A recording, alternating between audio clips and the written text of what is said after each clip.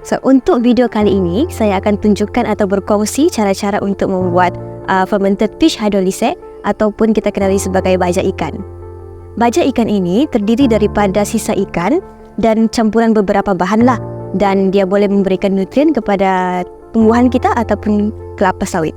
Antara bahan-bahan yang kita perlukan, of course, sisa ikan seperti insang, kepala ikan dan juga anak-anak ikan yang kecil. Bahan-bahan seterusnya yang kita perlukan adalah molas 20 liter, air laut 2 liter, lactoacetic bacteria sebanyak 5 liter dan juga air yang secukupnya. Air di sini kita boleh guna air hujan ataupun air kolam asalkan dia tanpa klorin.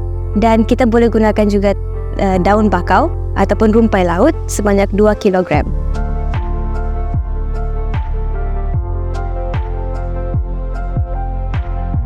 Okey, langkah pertama, kita sediakan 30 kilo sisa ikan dan kita potong kepada bahagian-bahagian kecil ataupun cincang.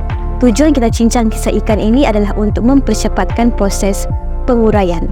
Masukkan sisa ikan yang kita telah cincang itu ke dalam tong drum kita, tong drum yang bersaiz 200 liter, dan kemudian masukkan daun bakau ataupun kita boleh guna rumpai laut sebanyak 2 kilo.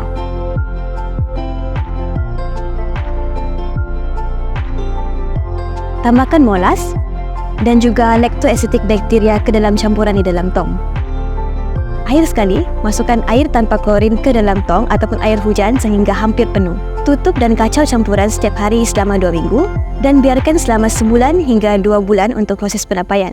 Sebenarnya proses penapaian itu bergantung kepada saiz ikan kita, sama ada kecil ataupun besar. Kalau kecil dia akan mengambil masa yang singkat lah, kalau besar dia akan mengambil masa yang lama. So, kita punya masa penapaian adalah selama sebulan hingga 2 bulan.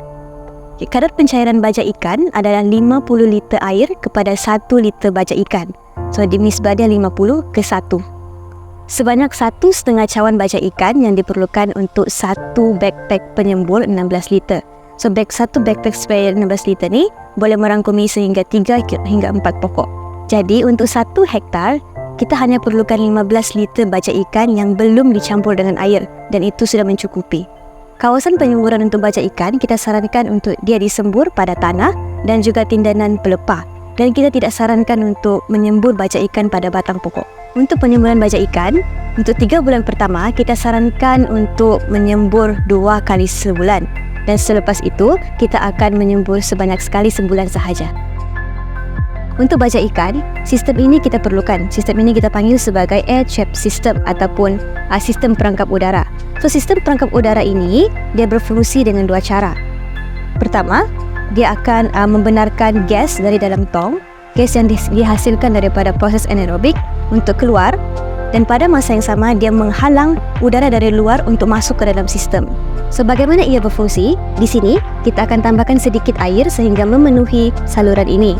Dan apabila gas yang terhasil dari dalam drum, dia akan menolak gas itu keluar dan melalui saluran ini dan terus ke atas.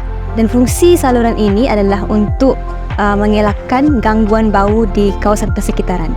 Untuk bahagian ini berfungsi untuk kita mengacau campuran di dalam tong tanpa perlu membuka bahagian ini.